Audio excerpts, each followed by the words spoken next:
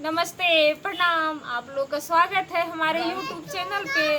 आप लोग ज़्यादा से ज़्यादा लाइक करिए, सब्सक्राइब करिए, शेयर करिए। और आप लोग समय सामने एक हम लोग दुल्हन उतारते समय गीत गाने जा रहे हैं।